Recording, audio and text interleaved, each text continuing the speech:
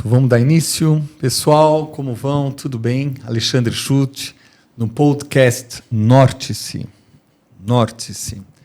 A gente está aqui no estúdio Plot B, de Jackson Bezerra, com Matheus Guimarães e com três grandes convidadas, três queridas. A gente está falando sobre resolução de conflitos. Essa é a segunda parte, a gente teve a primeira. Caso você esteja chegando agora, assista. A primeira parte foi muito boa. E a gente vai iniciar a segunda parte. Eu vou colocar sobre uma campanha que eu fiz de educação ambiental, onde eu falava sobre as árvores. Então eu falava assim: o que as árvores fazem por nós? Essa é a primeira parte. E a segunda parte, o que nós devemos fazer pelas árvores. Então, o que as árvores fazem por nós e o que nós devemos fazer pelas árvores. Há um dar e receber, há uma troca. E a gente fez a primeira parte sobre resolução de conflitos, mediação, falando sobre a mediação. Ou seja, o que a mediação faz. Vamos continuar também com esse exemplo, né, de exemplos que cada uma vivenciou, onde o que a mediação faz e o que nós podemos fazer com a mediação. O que nós podemos fazer para ampliar esse processo, esse trabalho tão maravilhoso e, no mínimo, para que vocês saibam que existe, tá? E também saber a função de cada uma. Eu estou aqui com Branca Lescher, que, inclusive, lançou livros, lançou o último livro há pouco tempo, agora em fevereiro. A gente vai falar toda a experiência dela. Daniele Chamek e Sabrina Ornos. Isso aqui, se vocês quiserem, façam, para quem está chegando pela primeira vez, uma apresentação rápida. Trabalho com isso, papai, e a gente já entra nos assuntos, tá? Eu começo? Eu fiz na ordem, né? Então, number 1, number 2, number 3. Né? Então, Branca. Eu sou advogada de formação, mediadora desde 2002. Para você ser mediador no Brasil, você tem que fazer vários cursos de capacitação, né? Então, eu fiz no IASP, no ProMulher, aquele curso IMAP, com um convênio com Portugal, e todos os de atualização do Fórum, porque eu sou conciliadora e mediadora do Fórum de Pinheiros. Não trabalho mais no contencioso, fui advogada de família, acho que mais de 30 anos. Eu ainda tenho, alguns clientes ainda procuram e tal, mas eu pessoalmente não atuo mais no contencioso, só fazendo mediação e conciliação no Fórum de Pinheiros. E tenho uma carreira paralela de artista. Eu sou cantora, compositora e, desde 2013, tenho me dedicado à literatura. E semana passada, dia 18, eu lancei um livro, a minha primeira experiência na ficção, que é um romance, que chama Notas de Anitta, pela editora Urutau. Acho que é isso. O livro está aqui, não está? Tem. A gente vai falar dos livros também. E eu tenho, só para completar, eu participo de um grupo de mediação privada que chama Mediatril. A gente está no Instagram, para quem quiser conhecer. Mediatril. Mediatril. Esse aqui é o livro que você lançou agora em fevereiro, né? Isso. No dia 18, na Bíblia, numa livraria super charmosa no Alto de Pinheiros. E para comprar, tá no site da editora Urutau e na livraria também. Notas de Anitta. A história de uma mulher que tem mais de 70 anos e ela conta uns episódios da vida dela. É legal, né? Quando você pode olhar para trás e contar ainda com uma descrição e humor. Ela é bem divertida, ela é bem engraçada. Bem, Dani Chamek. Bom, eu sou mediadora, também sou formada pela IASP. Originalmente, eu sou bióloga e, depois da biologia, fiz essa formação em mediação. Eu fiz também a formação em CNV, Comunicação Não Violenta. Fiz pós-graduação na Faculdade de Direito de Vitória. E também faço vários cursos anualmente, para quem atua no Sejusc. Eu atuo no Sejusc do Butantã. E faço curso de atualização todo ano. E tem mais alguns cursos que quem faz mediação ama e está sempre se formando, se atualizando. Faço também mediação na Câmara Privada, na Mediato, e tenho algumas atividades paralelas também. Mas que atividades paralelas são essas? Sim, né? sim. Parece tráfico de drogas? Não. Nada assim. Que atividades paralelas? Eu trabalho no Laboratório Genética. Eu represento o Laboratório Genética em São Paulo, que faz exames de genética. Isso vem da minha formação de biologia. E também produzo algumas coisas relacionadas à gastronomia, porque eu sou formada em gastronomia também. Então, produzo algumas coisas de gastronomia. Eu já ouvi falar no Santa Gula. Eu tive alguns restaurantes, o Santa Gula, o Santa Pizza, o Bar do Santa, o Entreposto da Lata. O Entreposto da Lata eu não conhecia. O Santos eu conhecia. Né? Santa Gula, Santa Pizza. E Bar do Santa. Bar do Santa. E o Entreposto da Lata, que era um bar também. Então, eu tenho, assim, sou diversa. E eu adoraria que as pessoas soubessem mais sobre a mediação. Acho que a gente ainda está engatinhando, apesar de já ter evoluído muito. Acho que a gente ainda está engatinhando no número de mediações que são feitas no Brasil. Ainda bem que hoje em dia na Faculdade de Direito já tem mediação. Imagino que quando vocês fizeram a faculdade nem tinha essa matéria, né, essa cadeira. Hoje já tem mediação, tem arbitragem. Então, estamos acreditando aqui nesse futuro. Muito bom. Bem, Sabrina Ornos. Bom.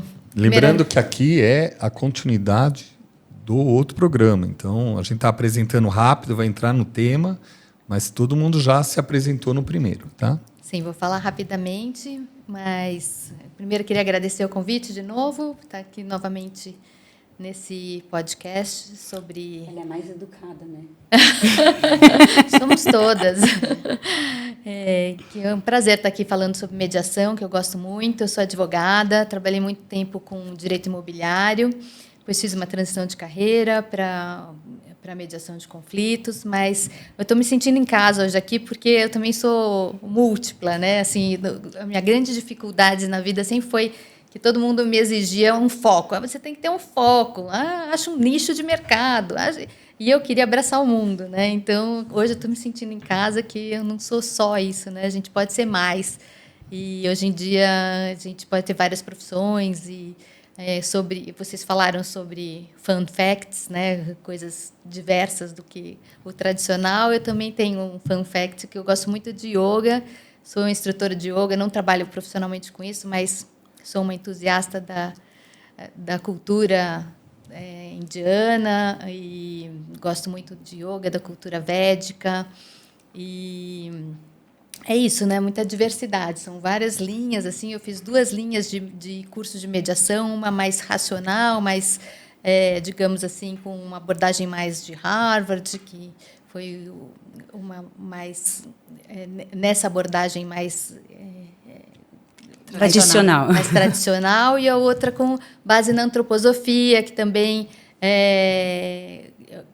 que eu gostaria que a gente falasse nesse podcast muito sobre isso também, sobre essa diversidade, sobre essa quebra de preconceitos, né? De falar que, não, você tem que ir numa linha só. Acho que você pode abraçar várias linhas e fazer uma mistura disso tudo, né? A diversidade é isso, é a inclusão, né? Você trazer para incluir ao invés de separar. Então, acho que é um tema interessante para a gente falar sobre isso. Comecei falando sobre o que as árvores fazem por nós e o que nós fazemos pelas árvores. Depois eu falei o que a mediação faz por nós e o que nós devemos fazer pela mediação. E aí o tema virou a diversidade pessoal, né? Então, a mesma coisa comigo, meu apelido é polímata, que a gente até falou, meu polímata é o que acaba fazendo várias coisas com excelência em especial. E uma árvore, ou uma andorinha, não faz um verão. Uma árvore não faz uma floresta, né? Então, se vocês forem ver japonês, a palavra árvore, ki, uma só é árvore. Quando vem 2, é bosque. E quando fazem 3, é floresta. Então, a gente tem uma floresta interna, ou seja, a gente tem uma biodiversidade muito grande, e essa biodiversidade, inclusive no intervalo, eu falei para vocês para a gente conversar um pouco sobre viagens. Amanhã você está indo para a Índia. Isso. Há menos de um mês você estava na Índia. Eu vim vestida de índia. Você veio vestida de indiana, né? De Índia, país, acredito. Da Índia. Você veio com a roupa da Índia. E nós 4, pelo menos, a gente tem, porque eu sei, sem entrar em detalhes, cada um tem sua experiência em diversos países, de ter vivido um ano e pouco, meses, vai e volta, várias viagens. E cada viagem a gente tem uma opção de ver a vida realmente como ela é. Ela é muito ampla, ela é bem diversa, né?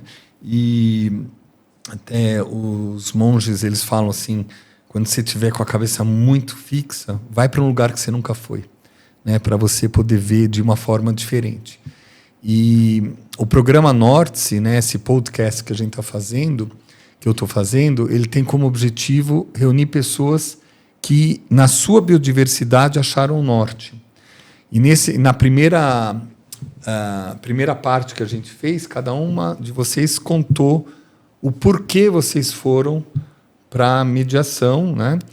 E como foi. Pegando o exemplo assim da Dani, né, que tem áreas a princípio distintas, mas que se apaixonou pela mediação, não deixou de ser em nenhum momento o que é e o que foi, mas incluiu a mediação junto. E a mediação tem um objetivo de somar as partes, de resolução de conflitos. A gente chegou a alguma singularidade nas nossas conversas, que é a empatia, conseguir se colocar no outro, no lugar do outro, entrar em ressonância com a história do outro, que é também um trabalho muito, de alguma forma, é uma das técnicas da psicologia, entrou com a biossíntese, onde a ressonância é a parte mais importante, onde você entra em contato com o outro e começa a entender o indivíduo de uma forma mais ampla.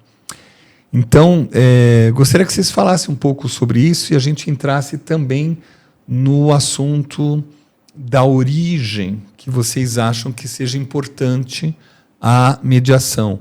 Ou seja, daqui para frente, né, o que a gente pode fazer pela mediação? Daqui para frente, aonde a gente tem que ter? Será que é na escola?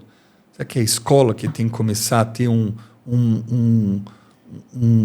posicionamento para mudar a parte das brigas, das partes dos conflitos, onde começa a ter resoluções de conflitos de uma forma completamente diferente do que foi nossa infância?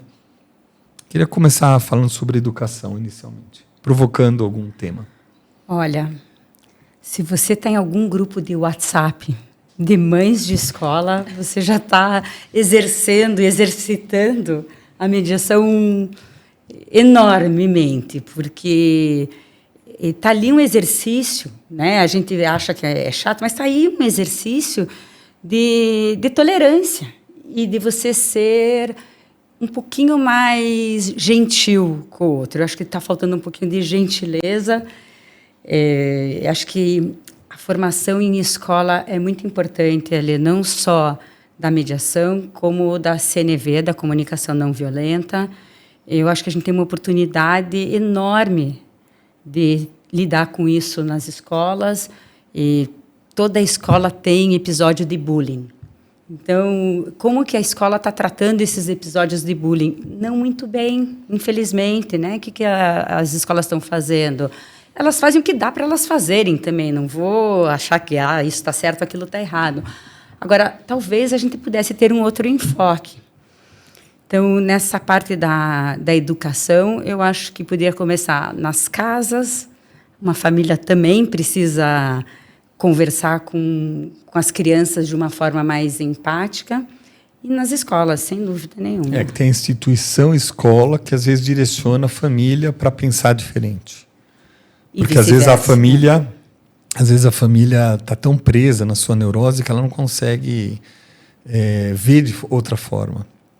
E outra, a escola ela pega duas fases, né? A educação básica e depois a adolescência, onde a criança o adolescente precisa se espelhar em alguém para existir, né? Eu estava ontem mesmo numa palestra sobre isso, sobre cyberbullying, e o que a juíza falou é que a gente pode parar de achar que a escola termina nos muros da escola. Isso já passou faz muito tempo, né? Todos os grupos, toda a interação que tem depois da escola continua sendo dentro da escola. Que seria quem? Os pais? Seria os grupos de WhatsApp, o que aquelas crianças juntas estão resolvendo. Vai todo mundo da escola para o shopping.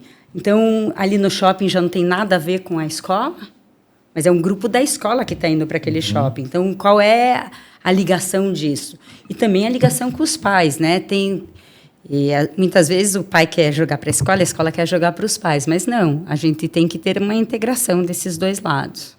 Ou seja, há uma responsabilidade de todas as partes na parte da educação. Se você é pai, mãe, você tem a sua responsabilidade, a escola também, mas não é separado, não é que você paga a escola ou você pôs a criança numa escola e ela se vira. Não, você tem que interagir a sua pessoa como pai, educador, com o educador, professor.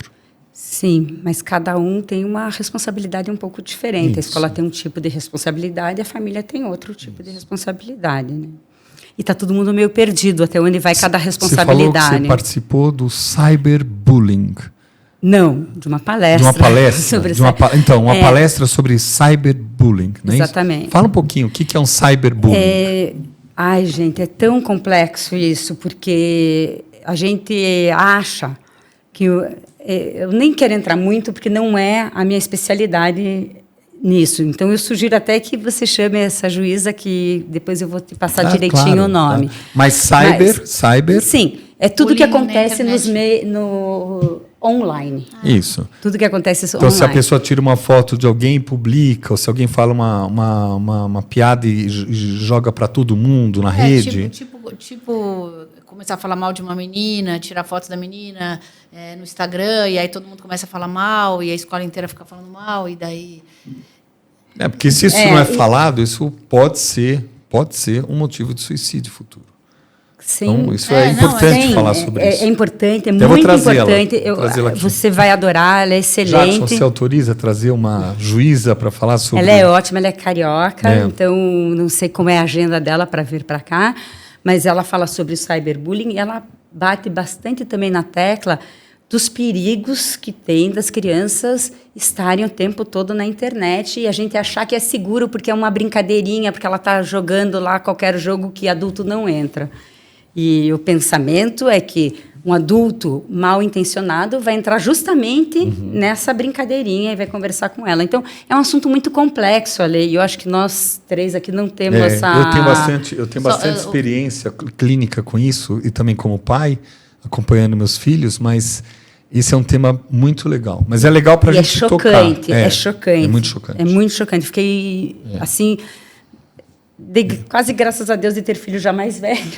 Eu tenho uma curiosidade, que eu também acho que é uma mudança de paradigma, que eu tenho um netinho de 9 meses e que agora é proibido tela para criança até 2 anos. Isso foi um grande avanço. Grande avanço. E aí ele foi passar o dia na minha casa na sexta-feira e eu estou acostumada a ficar com a televisão ligada e aquele silêncio, sabe?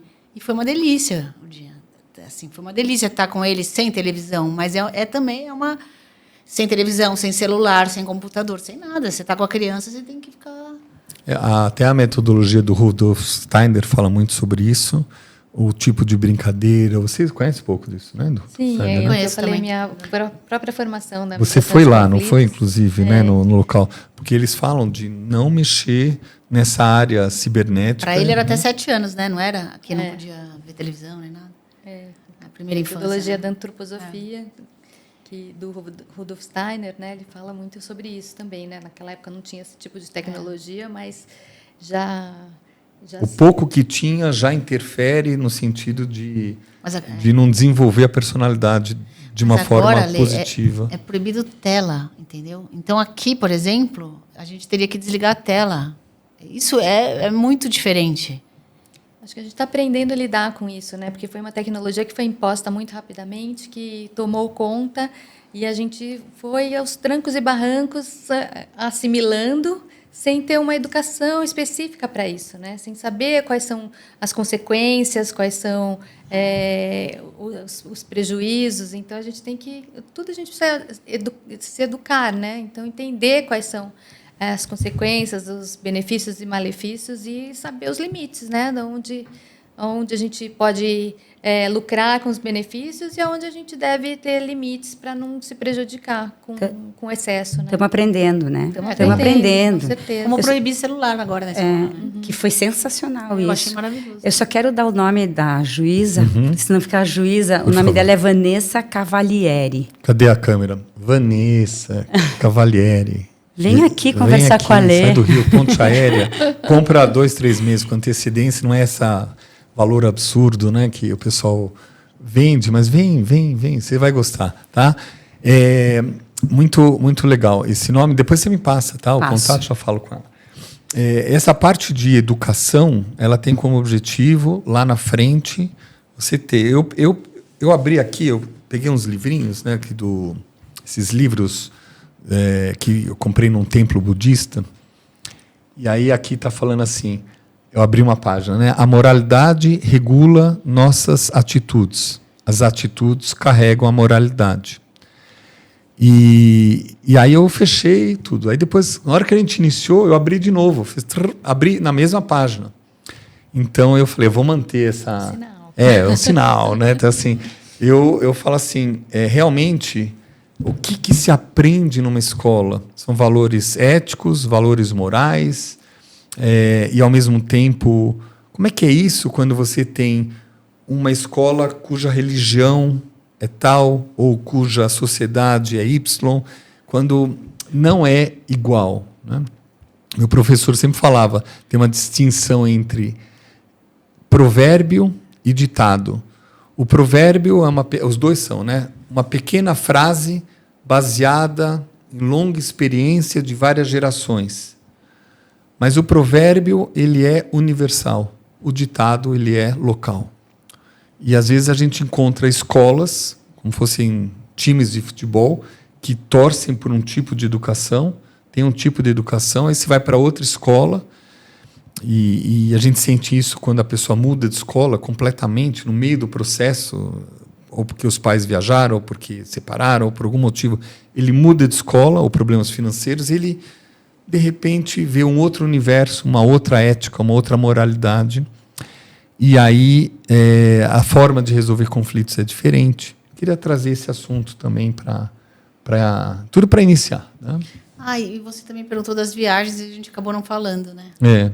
Porque a viagem é uma forma que você acaba aprendendo, na sua experiência pessoal, um outro ponto de vista. Olhar o outro. Olhar o outro. Olhar o outro. O que eu acho interessante de viagem é você estar só com aquela malinha, né? Então, é um exercício de humildade violento, eu acho. Porque você se desprende de tudo que você tem, de tudo que te dá segurança, dos teus móveis, da tua casa, do teu carro, né? De tudo, desse símbolo de status também que te dão, sei lá, você se sente, né? Você pode abrir o armário e escolher os sapatos que você quiser. Na viagem, não. Você levou lá 2, 3, você tem que se virar com aquilo.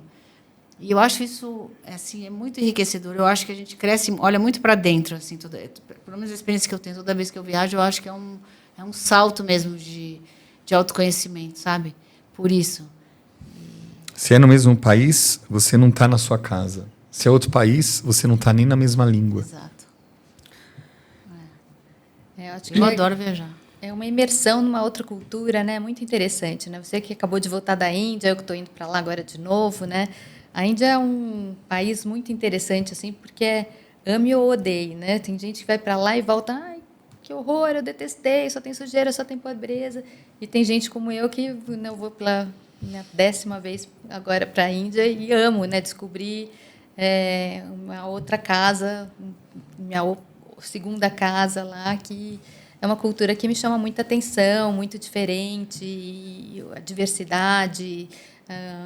Eu me sinto em casa lá. É uma casa sem endereço. Sem endereço. Então, quando você está lá, tem algo que toca em você, que você se sente confiante. É a segunda vez que eu vou e eu fiquei triste pensando, poxa, será que eu vou voltar, né? Porque eu fiquei com vontade de voltar também. Eu acho que a Índia é verdade, ela tem uma coisa ali que Eu acho que isso é uma forma de você ver a vida mais ampla. Eu fiquei na Índia em 88 e 89 e participei daquele festival Kumbh Mela que descia todos os monges, mestres das montanhas, dos ashrams, não sei, todo mundo junto, naquela confluência dos 3 rios. Como que é? Allahabad, Ganges? Não, é o Ganges, Sarasvati e Yamuna. Yamuna. Os 3, Yamuna. Yamuna. Na cidade de Allahabad. Né? A cidade é Allahabad agora, Allahabad. né? Na verdade, são 4 cidades que faz um rodízio de 3 em 3 anos.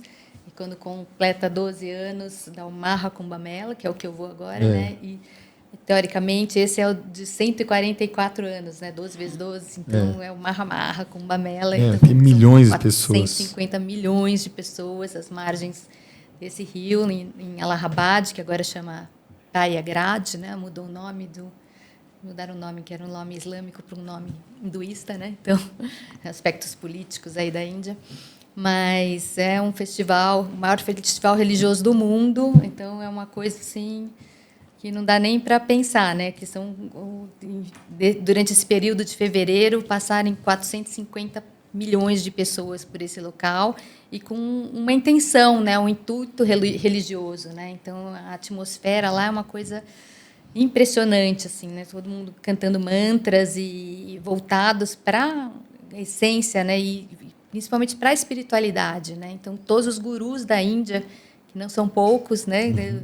Fora o hinduísmo, os milhões de deuses que existem, se encontrarem no mesmo lugar, assim, é uma coisa muito especial. E eu estive lá há 12 anos, no ano anterior, agora tive esse chamado e falei, não, eu tenho que ir para lá, preciso ir para lá e vou fazer uma viagem rápida de uma semana só.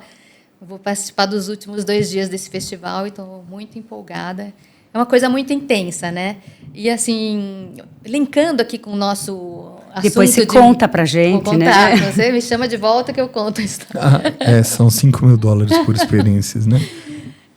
Mas linkando aqui com o nosso assunto da mediação de conflitos, né? Eu acho que, às vezes, a gente... Eu, pelo menos, eu sinto muito preconceito, assim, né? Quando a gente fala de mediação de conflitos, as pessoas que não sabem o que é a mediação, às vezes confundem com meditação, com a parte mística, né? Eu já ouvi muito assim, mediadora, você abraça a árvore. Como se abraçar a árvore fosse uma coisa ruim, né? Para mim é um elogio. Abraçar a árvore é uma coisa boa, né? Tinha até um nome alternativo antigamente. Mas não é isso, né? Mas não é isso. É mais do que isso, né? Então essa minha intenção aqui é falar sobre isso, sobre quebrar esse preconceito, né? Por que falar, achar que coisas místicas, né? Ou que a mediação pode ser uma coisa que não é racional ou não é tão científica, né? Não, a minha intenção aqui é incluir ao invés de segregar, né? Então, vamos ampliar a nossa percepção, né? Abraçar a árvore. O que é abraçar a árvore? Estar em contato com a natureza, ter um olhar mais orgânico, né? Quando a gente falou da antroposofia, você trouxe o Rudolf Steiner, né? Era uma pessoa que tinha tanto conhecimento em diversas áreas, né, do conhecimento. Ele estudava astronomia, astrologia, e agricultura, também, medicina, arquitetura. Então, ele atuava em diversas áreas do conhecimento. Por que a gente faz essa distinção e tem esse preconceito, né, de falar, isso, uma coisa é mística, outra coisa é científica, né? Quando que a gente vê que quanto mais a ciência evolui, mais a gente agrega a magia à ciência, né? Antigamente a gente não podia falar de ondas de rádio, que era uma coisa Mas o Rudolf mágica. Steiner passou por um viés muito grande, um óbice muito grande. Preconceito. Que o preconceito foi tão grande que queimaram. Incendiaram todo o espaço dele para acabar, para aniquilar o trabalho dele. Exatamente. Ele sofreu muito preconceito, porque as pessoas achavam que o que ele falava estava muito ligado à religião e ao misticismo, e ele falava também disso, né? Não era só disso, mas ele juntava a ciência com a magia, digamos assim, né? E é isso que eu falei. Quanto mais a gente tem conhecimento, a gente vai ver que essas coisas se aproximam, né? Porque tem um fundo, não é mágico, mas você vê que a ciência ela explica o que antes a gente achava que era magia, e depois ela explica cientificamente, né? Então, quebrar um pouco desse preconceito que às vezes a gente vê também, né? A mediação de conflitos também é uma coisa, vai só conversar, não vai ter alguém que vai decidir por você, então você faz com as partes que tragam a solução dos seus próprios conflitos. Isso funciona, não funciona? É um processo que vale a pena, né, se entender, vale a pena experimentar. Então, aproximar isso da... E se tem validade, né? As pessoas perguntam, mas isso vale? Mas vale alguma coisa, né? Eu vou chegar num acordo e esse acordo tem validade? E está baseado numa coisa que é muito... Não é imposto, né? Então, a gente está acostumado a fazer com que as pessoas digam o que a gente tem que fazer. Desde pequenos, Desde né? pequeno, né? É mais fácil, né? É mais fácil. Você pede para um adulto interferir numa briga de uma criança, você não deixa a criança brigar até chegar num acordo, ou, claro, eu não estou dizendo para tirar sangue, mas deixar chegar mais perto de um acordo do que a gente interfere demais. Eu acho que é a autorresponsabilização, né? Você se responsabilizar pelo que é seu e não terceirizar uma decisão, falar para um juiz falar quem é que tem razão, eu ou você? Vou lá te explicar, né, qual que é o nosso conflito e terceirizar essa solução. Bem, intervenção é necessária, mas a forma que a intervenção é revista. Porque antigamente a intervenção era um julgamento, e agora a intervenção é convidar ambas as partes a chegarem a um consenso. E a princípio da mediação é a voluntariedade. Então, para você participar de um processo de mediação, você tem que querer. Então, ninguém está lá te obrigando, né? Porque é o teu conflito. Você quer resolver aquele conflito? Você quer sentar numa mesa e tentar conversar e tentar achar uma solução? Você tem que querer. Ninguém vai te obrigar a fazer isso por você. Então, é a autorresponsabilidade. Tem casos que, como a gente falou no podcast passado, que o juiz realmente, né, não dá para prescindir de uma decisão judicial. Né? Não é toda, a mediação não serve para tudo. Sim. Mas, falando na liberdade, a liberdade aprisiona muito também, é assustador, né? Então, alguém dizer para você o que você tem que fazer é muito mais fácil, né? Mais confortável. Então, é pior, mas é mais fácil. Então, eu acho também que você... Foi o juiz que mandou, né? Exatamente. Eu vou pagar se o juiz mandar. Quem já não ouviu isso, né? E, normalmente, uma decisão judicial, às vezes, não agrada nenhuma das partes, né? Tanto que ambas as partes podem recorrer. Né? Então... tem isso, né? A mediação você não pode recorrer. A mediação você não pode recorrer. Não. Não vai para a segunda instância, terceira instância. Quando você faz um acordo, né? Você faz um acordo. Porque, assim, só para o Ale entender, você está num processo judicial, então eu sou a juíza desse caso, tá? É uma ação de guarda de filhos. E aí, o pai, a mãe... vamos fazer diferente. Duas mães, para ser a coisa mais atualizada também, né? Que agora as famílias são muito diferentes. E é isso mesmo. Então, são duas mães que têm um filho, elas se separaram, e a gente tem que decidir a guarda dessa criança. A juíza é um embate, elas estão brigando, e aí a juíza fala, peraí, vamos parar um pouquinho, vamos para a mediação. Convoca. A justiça tem um rol de mediadores, por exemplo. Ela é do rol dos mediadores do Butantã. Eu sou de Pinheiros, né? E a gente fica fazendo esses cursos de atualização justamente para continuar lá. Bom, é um trabalho voluntário, mas, graças a Deus, começou a ser pago. Então, agora a gente recebe um valor simbólico, mas a gente começou a receber por audiência, o que já mudou bastante, já foi muito mais legal. Você vê de tão forte que é, lembra no primeiro podcast que eu perguntei o que motivou vocês? Eu não sabia que era voluntário. E então tem uma motivação. É um ideal. É super idealista. Agora, claro que a gente precisa ganhar dinheiro, então a mediação privada que a gente faz, a gente recebe.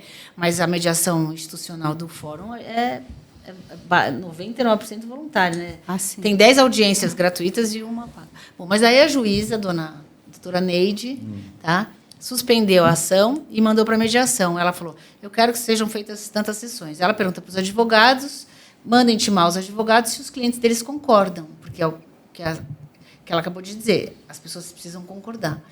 Todo mundo concordou, tal, foi para a mediação, começaram as sessões de mediação, e os mediadores, elas são muito bons, deu certo, foi feito um acordo. Esse acordo volta, aí é feita uma ata, porque no Sejusc. O que sai da mediação é esse acordo. Mais Sai nada. Sai um papel. Sai um papel. Se não tem acordo, aí é uma coisa que a gente ainda não falou desde o podcast passado, que tem uma coisa que chama confidencialidade, que é tão importante quanto a O neutralidade. sigilo. Sigilo absurdo. Eu não posso chegar para o juiz e falar, ai, a dona Maria, eu não gostei muito dela, eu gostei mais da Neide, porque a Maria não sei o quê, a Neide não sei o quê. Entendeu? Não pode. Isso aí é sigilo. Nem Acabou. no futuro. Nem no futuro. E não posso ser testemunha, não posso ser nada. Uma postura e um acordo ao mesmo tempo. Você Mantém-se neutra. Não é... Não é neutra a palavra. Não. Você não pode... Não, é confidencialidade do processo da mediação. O que acontece... É como Nada se, sai daquela sala. É como se o que a gente está fazendo aqui tivesse que ficar aqui. A gente não ia inclusive colocar. os exemplos, né? Para vocês darem exemplos, vocês têm que estar...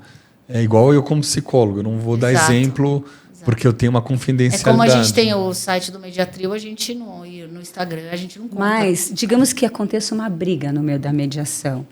E a gente não pode ser chamada depois para testemunhar. Lembra que ele brigou, ele me xingou? Ou ela fez aquilo? A gente não pode, porque ali é tudo sigiloso. Então, tudo que acontece dentro da sala é sigiloso. O que sai daquela Eu sala? acho lindo o que vocês fazem. Só se você fez um acordo ou não fez. Então, ou sai um termo infrutífero de que não teve um acordo, e daí cada parte procura os seus direitos, ou judicializa, ou que cada um resolve o que fazer, ou sai um termo dizendo que teve um acordo e quais são os termos do acordo. E isso vai para o juiz, se tiver criança também vai para o Ministério Público, e vai para o juiz homologa. No Sejusc, o juiz homologa, mas não é obrigatória a homologação do juiz. Nem obrigatório. Então, e o prazo recursal, que é o prazo para recurso, porque as pessoas podem se arrepender. Né? Elas podem fazer um acordo e depois falar, não gostei. Na mediação tem um prazo para... Não, então, depende do acordo, como é que é feito. Se na mediação desiste do prazo recursal, não sei como é que depende de cada caso. Em né? geral, não tem esse prazo recursal. Mas tem que estar expresso, né? É um contrato, né? É um contrato. É como se fosse um contrato. As partes assinam, elas têm E a vale. prerrogativa De desistir. de transigir nos seus direitos e fazer um acordo, né? O que for direito transigível, né? E no caso da mediação privada também o acordo é um título executivo extrajudicial que tem validade como se fosse um contrato assinado pelas partes. Então, isso você pode... É como se você assina um contrato tem validade perante as partes. Olha a importância disso, porque ele já está inserido na justiça. Ou seja, não é que é um assunto novo, nada disso. É novo para as pessoas que não sabem. Mas é um caminho... É pouco utilizado. Pouco utilizado, mas não é novo. Mas só um fato, um dado de realidade, senão depois o pessoal ouvindo vai brigar com a gente, que é o seguinte, no direito de família, pouca coisa... transita em julgado, ou seja, quer dizer, vou explicar melhor. Eu faço um acordo de guarda hoje, 2025, que eu vou... No ano que vem, as coisas mudam. Eu sempre posso entrar com ação. Mas é uma outra ação. Sim, Né? é uma outra específica. ação. Mas não tem nada que é definitivo, entendeu? Tem definitivo, assim, o divórcio. Divorciou, acabou. Você vai ter que casar de novo, se você quiser, com aquela mesma pessoa. Né? Aquilo transitou em julgado. Agora, uma ação de guarda, alimentos, visita... Isso tudo sempre pode ser modificado. Pode revisar, você né? pode rever, pode depois, entendeu? A mãe, sei lá, enfim. Mas a pessoa não vai dizer, não concordo com aquilo. Se ela falar, não concordo com aquilo em 6 meses, não é assim. Ela fechou um acordo, ela tem um contrato. Ela tem que provar que as coisas mudaram. O que mudou para ela pedir uma revisão? Precisa ter algum fato superveniente que ela possa... Tem um relator, além de vocês? Não. O que a gente fala que transita em julgado é o quadro, né? A gente faz o termo. Faz o termo. Escreve o termo. É que a gente já tem uma prática, assim, mas também a gente tem pessoas que ajudam no Sejusc. Nós temos lá, tem 3 funcionários que fazem com a gente. É tudo online. Em Pinheiros, mas o termo é feito pelo mediador dentro da sala. E daí depois... Mas assim, mas com o auxílio deles, olha, o Roberto, fulano, escreve aqui, a gente fez um acordo assim. Se tem alguma dúvida, né? Porque às vezes tem alguma dúvida de alguma situação. No caso da mediação privada, os próprios advogados que estão representando as partes é que fazem esse termo, né? Então a gente fazem ata e depois fazem viram ata e fazem um documento. Existe um modelo de termo, né, Alice? São modelos de termo. Então muitas, depende da Câmara de Mediação, depende do Sejusc, que você já pega um modelo de termo e adequa àquela realidade. essa essa mediação que eu estou fazendo agora, são sócios de uma empresa, e cada reunião os advogados fazem uma ata para, no fim, Concordam se com der aquela tudo ata, né? certo, isso vai ser a dissolução de sociedade com aqueles termos. Né? O acordo de dissolução que eles vão fazer. O vão que é justiça restaural? Restaurativa. Restaurativa. Sabe, eu vou falar por quê? Porque eu escrevi aqui e não estava entendendo minha letra. Justiça restaurativa, que vocês comentaram no intervalo que queriam falar a respeito disso.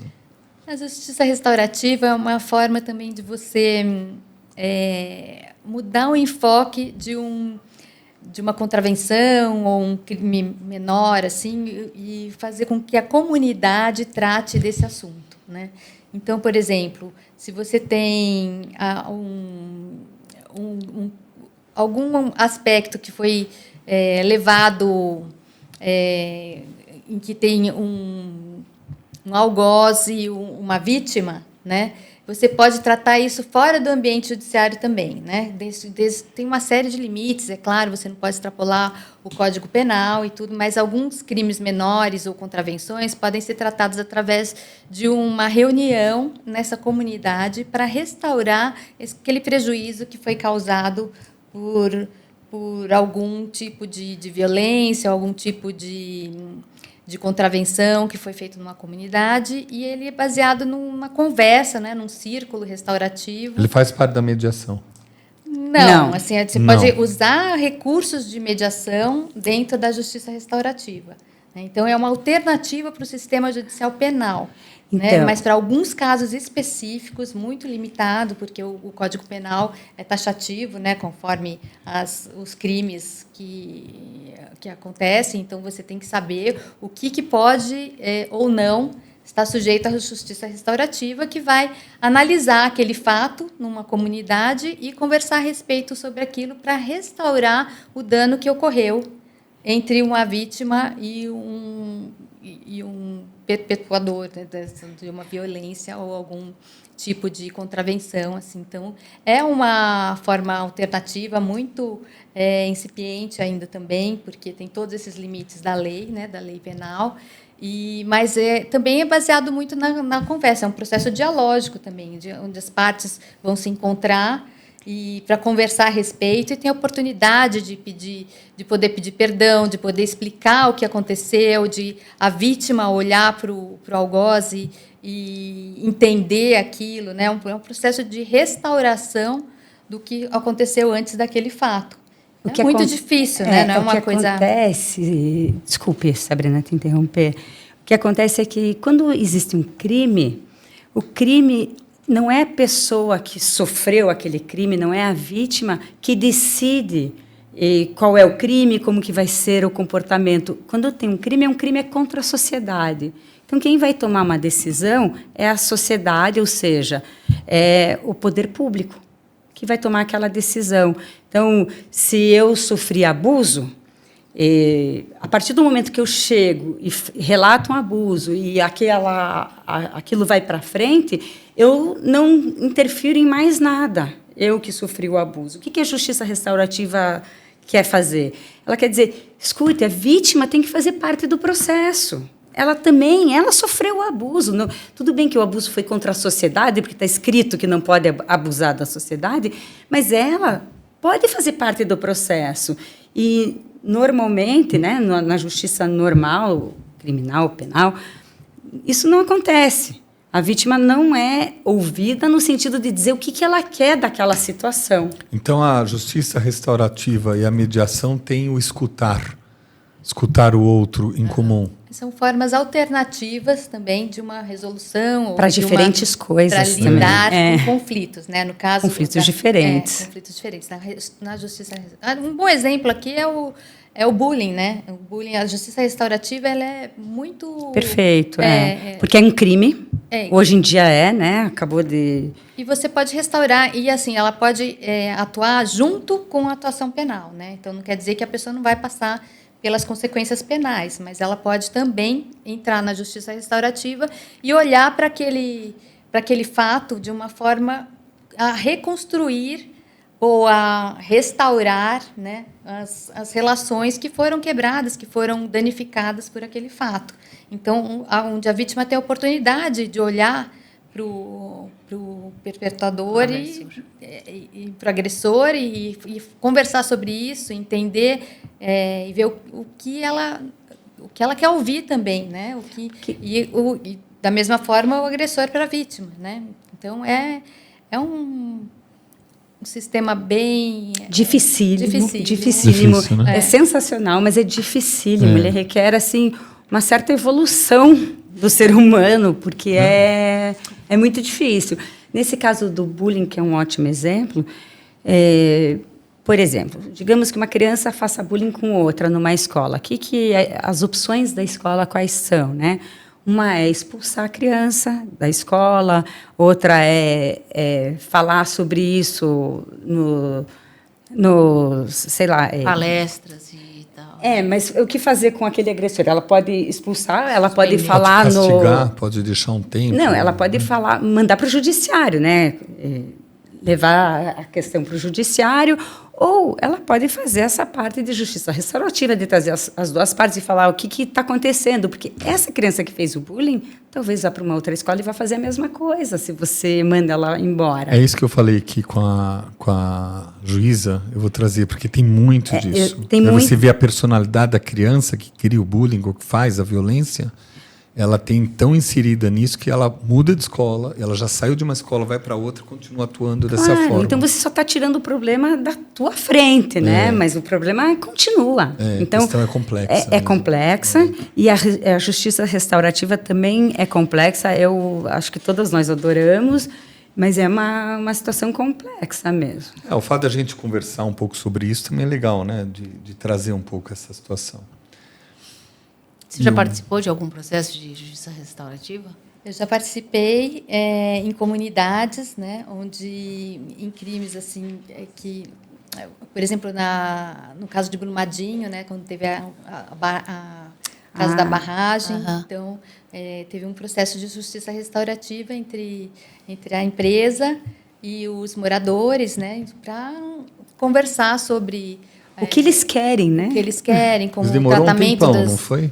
Para chegar nesse ponto, né? E como que eles podem lidar com a reparação, né, do que foi feito também, a restauração da comunidade, das parentes das vítimas, né, como lidar com isso, como tratar com isso. Então, é difícil, porque você tem que dar um valor, né, na situação. É muito difícil. Bem, de qualquer forma, é sensacional. Binário, né? O sistema binário era certo, errado e tudo mais, né? Eu acho que agora está começando a interagir já de uma outra forma. Temos opções, né? Opções. Os taoístas, eles fazem, né? Que não é um binário, né? Então você tem o yin e o yang, mas você tem também o jovem yin e o jovem yang, ou seja, dentro de um você tem o outro e dentro de outro você tem um. Então você tem assim uma forma de sair um pouco dessa coisa, é tudo ou nada, que é o tal do binário que a gente fala, você tem para ver o outro parte, né? Sabe que vocês estavam falando em viagens, né? Você tinha falado antes ali sobre mudar de escola, né? Mudar de escola. Eu acho assim, mudar de escola é muito bom. Eu passei por isso radicalmente. Eu não muito, poucas vezes. Mas você mudou de estado. Mas foi depois, bem depois. Mas mudar de escola é muito bom porque faz com que a criança ela sempre tenha que se reinventar na escola nova. Os professores não conhecem, a criança, os amigos não conhecem, então ela tem que, de novo, ela recomeça e ela, ali, naquele momento, ela é o outro. Ela é uma pessoa que está chegando naquele grupo. É muito importante, não é ruim, né? Eu queria que não ficasse uma história, é ruim ficar mudando de escola. Não, é muito bom. Meu exemplo pessoal, eu saí de uma escola que eu passei a vida inteira, aí meus pais, a princípio, se separaram, depois eles voltaram, mas eles separaram. Nisso que eles separaram, eu acho que meu pai falou, não vou pagar mais escola, não sei o quê. Minha mãe foi rápido, colocou num colégio estadual. Chegou nesse colégio estadual, eu era muito diferente de todo mundo, porque eu tinha, infelizmente, mais conhecimento devido à escola anterior. E a gente não tinha professor de português, geografia não apareciam. e quando aparecia ficava falando mais de revoluções, era um outro tipo de educação. E aí eu pedi para sair, e nisso que eu saí fui para um outro colégio, depois eu fui para o último colégio, no terceiro colegial. E lá, parece que eu me encaixei, falei, uau! Aí que eu comecei a ver sobre essa parte de psicologia, pedagogia, de filosofia, de saúde, eu comecei a entender sociologia, eu comecei a entender a importância disso no terceiro, quarto colégio que eu estava, que eu fui mudando. Então eu tive uma evolução, eu pessoalmente tive uma evolução muito grande, mas se eu parasse no meio, talvez fosse uma experiência ruim. Tive a sorte de ter uma experiência boa no meio de um conflito, né? Pessoal, esse é um assunto diferente, né? Denso. Eu não sei se entra em religião, mas eu queria só que vocês pensassem. Você não vai conseguir ficar fora da religião, né? Não, vou fazer o seguinte: respirem e meditem sobre os conflitos das religiões. A gente não precisa falar. Deixa a pessoa que estiver escutando para falar, nossa, será que a minha religião é a certa? Porque a do outro ele fala que é certa, mas a minha que é certa. Não, a do outro está errada. Então, isso também gera conflitos.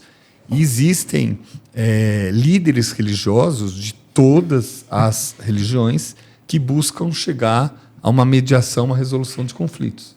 Ao mesmo tempo, existem outros líderes que provocam os conflitos. Então, é só para a gente pensar a respeito disso, né? Então, desculpa. Não, é isso, é para pensar. Quando você me convidou para vir aqui, eu ficava uma coisa na cabeça pensando assim, tolerância, né? Assim, essa palavra ficou na minha cabeça, assim, sabe? Isso. Tolerância, porque bom senso. Eu fiquei lembrando do Aristóteles, assim, sabe? Que essa coisa do justo meio, da justa medida, sabe? Nem para cá nem para lá, sabe? É no meio. E eu acho que o que falta mesmo no mundo, né? Sei lá, quem sou eu, mas eu acho que é isso. Por que a tua religião é melhor que a minha? Por que o teu credo é melhor que o meu? Por que a comida que você... Por que ser vegetariano é melhor do que comer carne? O que eu acho chato mesmo... Te leva à intolerância, ao radicalismo, o que eu à acho, violência. Eu fiquei pensando nisso hoje, eu saí do Pilates, aí a minha professora, ela quebrou o braço.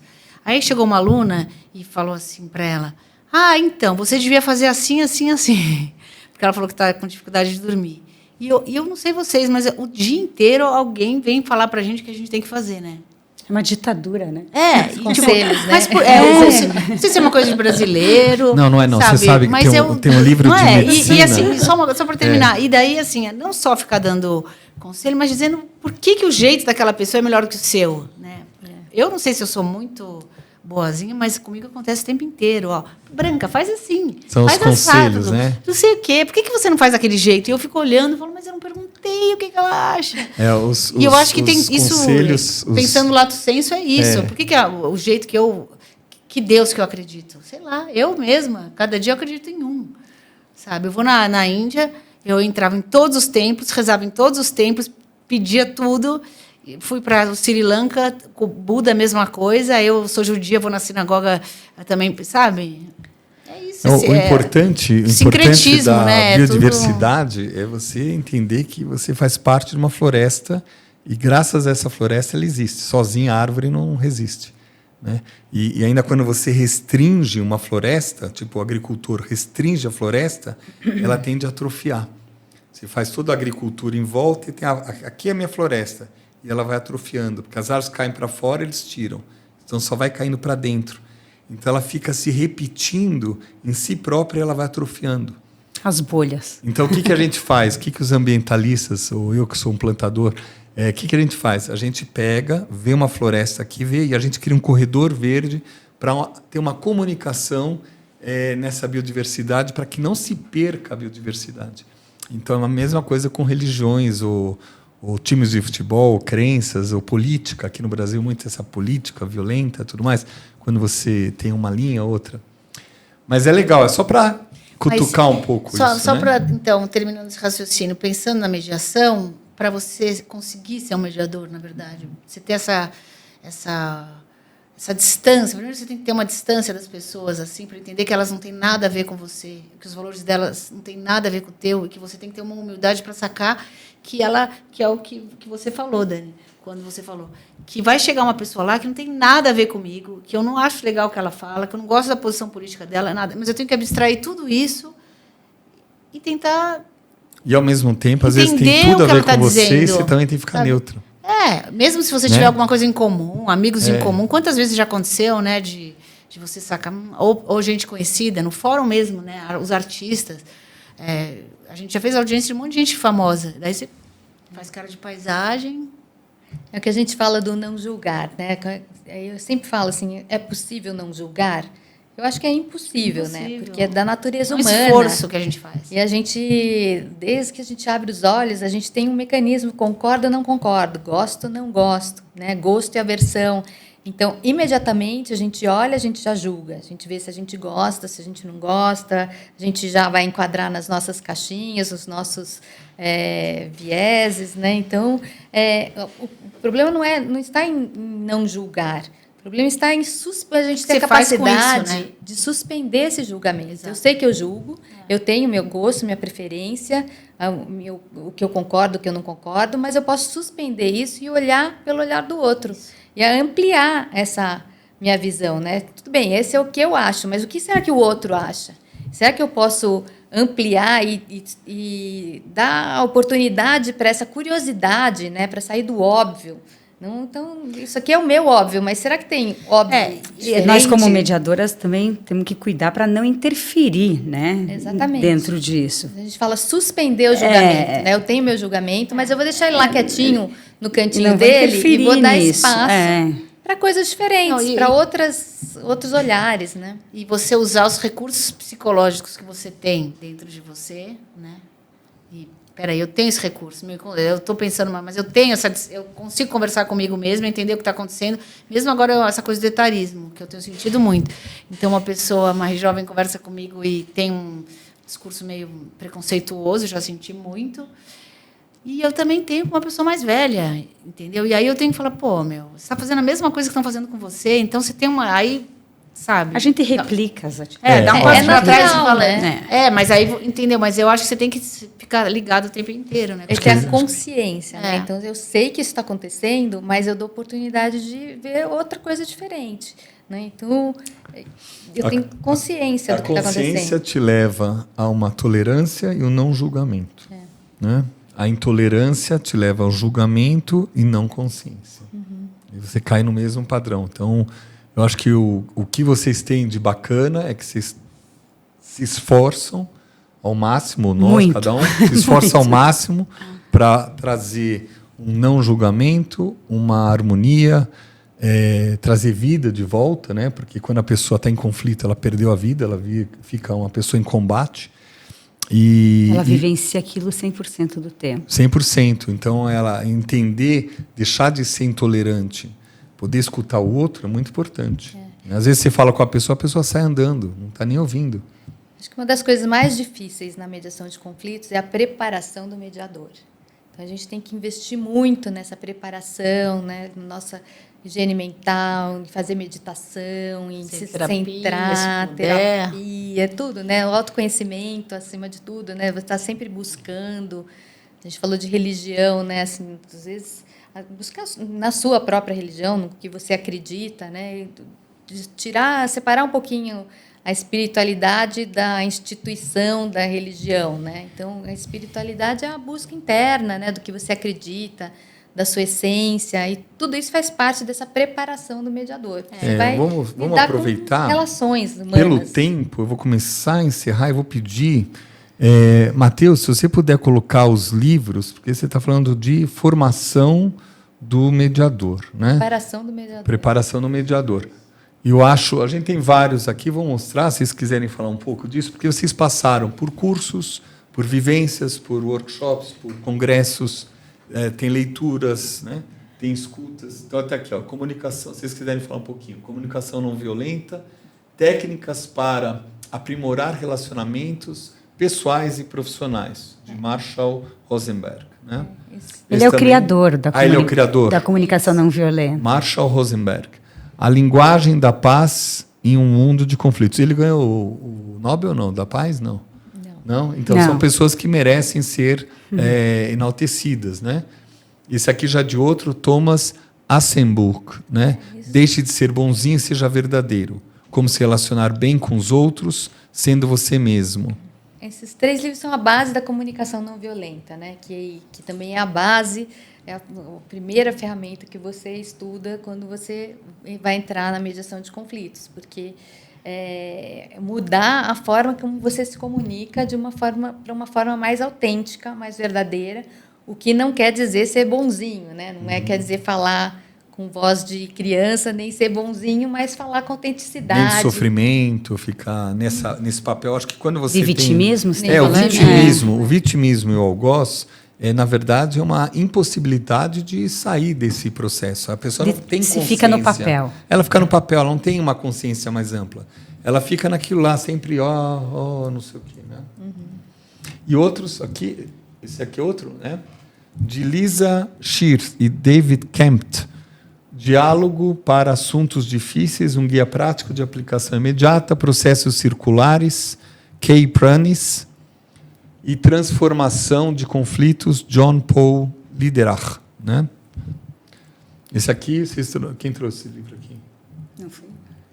Esse aqui? Bem, também não fui eu, mas são interessantes. Mas não processos fui eu, circulares porque, é a base também da justiça da Marinês restaurativa. Soares também, que é outra a justiça restaurativa São bebe nessa né? fonte, nos processos circulares. É bem legal isso. Transformação dos conflitos, que também é a base da mediação. O importante é vocês verem que tem um mergulho nesse tema de mediação. Então, a gente tem comunicação não violenta, a mediação, e depois ainda pode ampliar para outras técnicas. Negociações, né? O método de negociação de Harvard, tem alguma... que a gente começa estudando por ele mesmo. A base da mediação. Eu também. Agora, a gente não falou de conciliação. Se você quiser que a gente explique rapidinho. Por favor. Acho que a gente tem mediação, conciliação, arbitragem, né? Então, a conciliação, ela está no processo civil. Antes de começar a fase de instrução probatória, tem uma audiência de conciliação para tentar. Isso é uma coisa antiga, né? Que eu acho que é o lá atrás, né? Tem até um artigo no Código de Processo que, se você pedir para o juiz uma audiência de conciliação, a qualquer momento ele pode deferir e chamar as partes para conciliar. Então, em geral, é um preparatório antes da apresentação de provas da conciliação. Então, nós do Sejusc, né? Não sei lá no Butantã, mas em Pinheiros é 90% de conciliação e acho que 10% de mediação. Sim, né? No começo, né? Porque é prejudicial. Que o juiz chama, por exemplo, você entra com ação contra ela. Tá? Eu gosto do exemplo assim, fica mais fácil. Você entrou com uma ação contra ela para pedir... Vamos pensar o que você quer. Você prestou um serviço. Meus direitos, meus dinheiros. Prestou um serviço. Pagar, eu não paguei. Você fez tinha que pagar, não pagou. Você não, exatamente. Você fez um mapa astral. Fez um mapa natal dela, ela não te pagou consulta. E você fez um contrato, porque aí é mais fácil de você cobrar. Aí você entrou com a ação, e aí a juíza, antes dela responder a contestação, a juíza marca uma audiência de conciliação, porque ela sabe que é um caso mais simples e tal, que é um valor não é tão alto, que de repente vai dar certo. E é isso. De carro. E aí o conciliador, diferente do mediador, isso é muito importante dizer, ele pode sim ajudar. Ele pode dar opiniões. Então, você fala assim, eu quero 1.500. Aí ela fala, eu só pago 500. Aí o conciliador fala, puxa, então eu vou dar uma sugestão. Pode ser 900? Eu aceito a opção do conciliador, entendeu? O conciliador tem uma voz mais ativa. Ele não tem essa coisa da imparcialidade. Ele é imparcial também, mas ele pode dar sugestões. É diferente. É o que eu tenho aqui de conciliação, que ele atua em ações onde não há vínculos entre as partes. Ou seja, não é marido e mulher, não são empresas que fizeram algum vínculo. Não, ele atua assim, em processo de família. Em algum momento eles tiveram um encontro. Não, o conciliador atua em processo de família, sim. Processo? Não, isso daqui era assim, e a coisa é um pouco confusa realmente, né? Porque a gente fala de conciliação no fórum também, no Sejusc. Não é confusa, ela é permeável, ela vai pegando outras áreas. Não, é porque assim, antes era isso que você falou, não atuava em um processo onde tem uma continuidade. Entre as partes, então, quando tem uma relação de continuidade, não atuava. Mas agora tem outros conceitos envolvidos. Então, às vezes, é porque a mediação ela vai mais, ela aprofunda mais o diálogo. E na conciliação, É um ato único. É uma sugestão. É um ato único. Não, eu acho que é isso que você está falando, se for isso que você leu, mas assim, é um ato único. Então, o juiz marca a audiência de conciliação para o dia 12 de janeiro. Não teve acordo, vai para a instrução. Acabou. A mediação, não, ela pode ter inúmeros encontros. Pode durar um ano com uma mediação, Então, né? exato. Mas no fórum, em geral, mais ou menos, o juiz marca de 5 a 10 encontros e tal. A conciliação é um processo, é um ato único, é isso. Mas ela atua em todas as áreas, direito de família, tudo. Só você não faz conciliação em processo da administração pública, você não pode fazer acordo, né? A mediação de conflitos já está na administração mas pública assim, de conciliação não podia antes, né? Mas não podia no trabalho, agora já pode. Então, é que eu estou fora também dessa... Mas aqui a gente tem essa diferença. Em alguns países não tem. Não tem essa diferenciação. Então, eu acho que o Brasil se espelha em algum país? Algum processo específico? Tipo, nós seguimos uma linha específica? Porque tem países que não tem nunca mediação. É julgamento, acabou e pronto. Não, mas tem outros que são antigos, né? Que não tem ainda. Mediação. Não tem ainda. Não, você vai em países específicos, sem Mas olha, eu já fui em congresso são... na Venezuela de mediação, na Argentina. A Argentina é uma das Argentina é demais. Porque eu entendo que a mediação é um caminho entre a terapia e o direito, mais ou menos que ela está no meio. Sabe? A Argentina é psicanalizada, então, sabe? A Argentina só tem psicólogo. Eu morei 3 anos na Argentina. 3 anos lá. Até o taxista, e você ouve na rádio o cara falando, me parece que... Não sei. O tempo inteiro... Eles têm uma forma de falar, né? Mais ampla. Você vê o cinema deles, é super cabeção, assim, ótimo. A gente tem uma cultura mais litigiosa, né? O brasileiro gosta mais de briga, ele tem essa coisa de paternalismo também, de querer que alguém fale, dê a solução, né? Mas você vê, na Justiça do Trabalho tinha os juízes vogais, né? Que ficavam ajudando nos acordos antigamente, né? Mas era, tem acordo ou não tem acordo? O que é juiz vogal? Tinha o juiz presidente da junta, e um juiz classista e um juiz da empresa, que ficavam auxiliando. Eles ficavam na porta da sala. Eu fazia muita audiência trabalhista. Eles ficavam na porta da sala. Eles ajudavam o juiz, entendeu? E ajudavam também a resolver os acordos antes, rapidinho. Eles conversavam antes com as partes para ver se tinha algum acordo. E eram pessoas então. Assim, tinha é um pré-mediador. Que daí você chegava lá e ele já falava qual era o acordo e pronto. Mas o enfoque era puramente monetário, né? Só se falava em valores, porque era uma coisa muito rápida, assim. Então, você está pedindo 1.200, então vamos fechar em 900 e acabou. É tipo um leilão, assim. Como é que vocês estão? A gente está fechando o nosso segundo encontro. Como é que vocês estão? Que a gente conversou, a gente teve 3, né? 3 encontros. O primeiro foi na padaria, que a gente se encontrou para apresentar vocês, né? Então a gente conversou e depois tivemos a nossa oficial, a primeira, essa é a segunda. Eu queria saber como vocês estão, o que vocês sentem que precisa ser falado ainda, ou para a gente começar o processo de encerramento, né? A gente falou bastante, né? Esse podcast foi realmente muito diverso, né? A gente falou de vários assuntos. O anterior foi mais focado um pouco, né? Então a mediação permeou aí os assuntos diversos. A gente falou de religião, de cultura, de diversidade. Então, muito assunto. E eu provoquei isso porque quem não é da área jurídica, ele vive o assunto ou da religião, ou do conflito, ou da família, quem tem razão, quem está certo.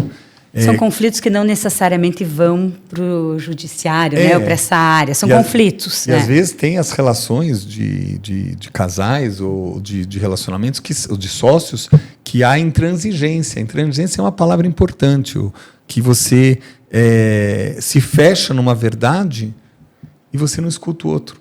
Então, vocês estão trazendo que, juridicamente, tem um caminho para isso, mas tem gente que nem vai ter acesso a esse mundo, né? Eu acho que, pensando na tua pergunta, talvez, eu acho que a gente não falou sobre isso, porque tem muitas mediações que não tem nada a ver com o judiciário. Exatamente. Por exemplo, eu já fiz mediação de uma senhora que morava com o neto, e o neto chegava em casa 1, 2, 3 da manhã, e ela era uma senhora velhinha, e ela não aguentava aquilo. O que a gente fez? Um acordo para estabelecer horários. Tem outra, já fiz mediação também de filhos. Quem vai cuidar dos pais que estão idosos? sabe? Como é que vai ser a rotina? Quem vai cuidar? Que dia vai cuidar? Então, mediação é super amplo. Ela entra na vida como ela é. Né? Tipo, você, com os teus filhos, você não quer entrar com ação, você não está brigando com eles, assim, não é? Mas você precisa organizar a vida de vocês. E, às vezes, o mediador ajuda, entendeu? Uhum. Ajuda ouvindo todo mundo, ajudando a se comunicar. Uma coisa É um que terceiro, né? a gente terceiro. falou E na padaria, a gente falou sobre que a mediação ela é muito anterior do que a gente conhece. A gente pegou religiões de monges, pastores, rabinos, pessoas que têm como a função mediar também conflitos. Atuam naquela A gente comunidade, falou disso né? Eu na fiz padaria. uma mediação com o Sobel uma vez. Era Sobel quem é? o rabino. O rabino. Rabino Sobel, um rabino muito conhecido em São Paulo. Teve uma história muito importante, um final melancólico, mas a vida dele é uma pessoa foi muito importante na comunidade, né? E ele era o rabino da CIP.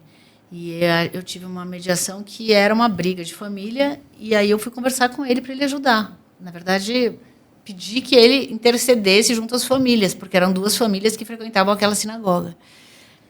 E o rabino da minha sinagoga, outro dia eu estava conversando com ele, ele me contou um exemplo que eu achei demais, assim, que era um empresário casado e que ele fumava charuto em casa. E aí ele foi conversar com o casal, né? Como se fosse. Então, o cara fumando charuto e a mulher super chateada que ele fuma charuto e tal. E ele falou: vem cá, você fuma charuto na frente do seu cliente? Ele falou: claro que não, na frente do meu cliente não. Ele falou: então por que você fuma na frente da sua mulher? Sabe? Então, é uma pessoa que. Ele trouxe respeito.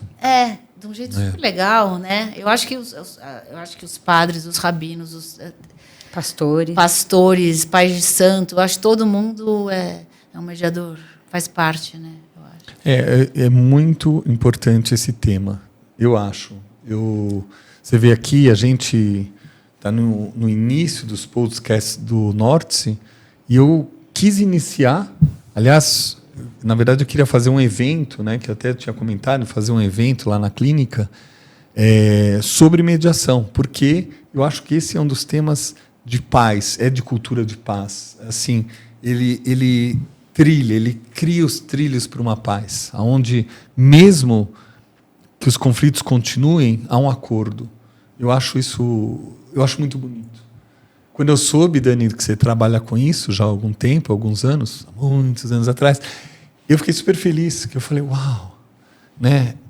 Você vai mexer com o que eu mexo, buscar soluções. Sabe que meu filho estuda direito, né? Daí um dia desses eu estava contando de um caso da mediação, e ele falou: mas então, mãe, você faz o bem?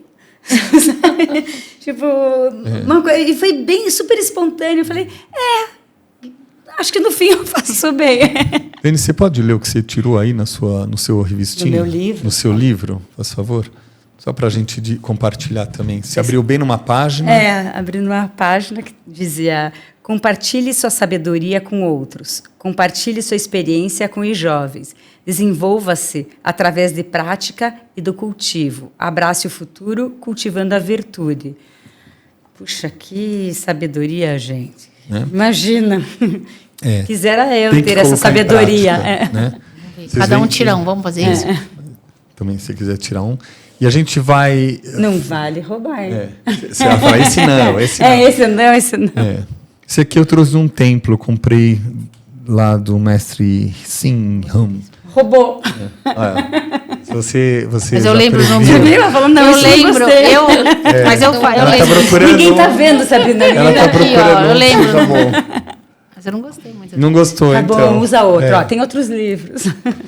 Eu pego e abro na página e acabou a história. Vamos ver. O que eu quero esperar para mim? Eu gostei desse. Pronto. Pode ler? Pode ler.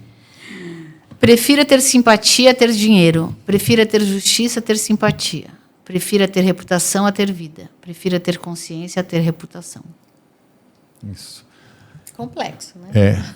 Posso ler isso aqui de novo aqui? Só. Ixi, Maria. Já fechou? Perdeu. Bem, consciência, tirado... vocês veem que as palavras que a gente trabalhou nesses 2 encontros.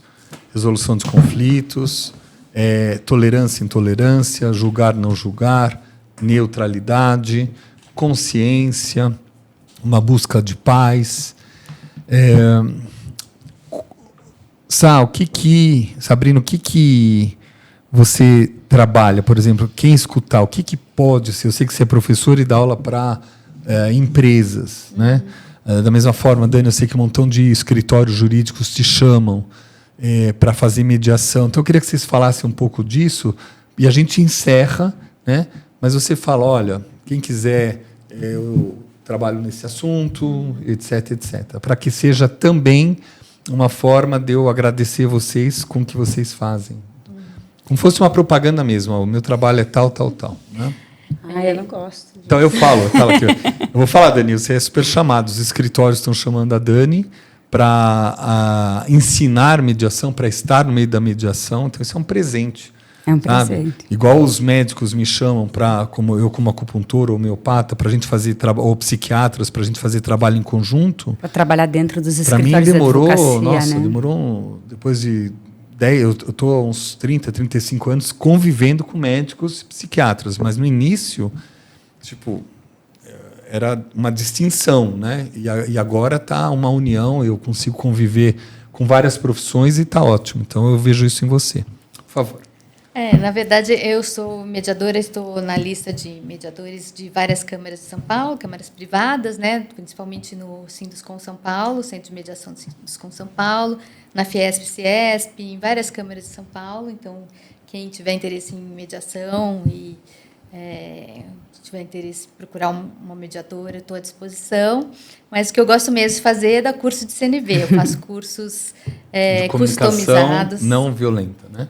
De comunicação não violenta, customizados em company, para empresas dos 3 setores, empresa privada, pública, não governamental. Já trabalhei com esses 3 setores. Na pandemia, a gente deu muito curso de CNV, eu e minhas colegas, a gente tem uma rede de mediadores que trabalha com isso.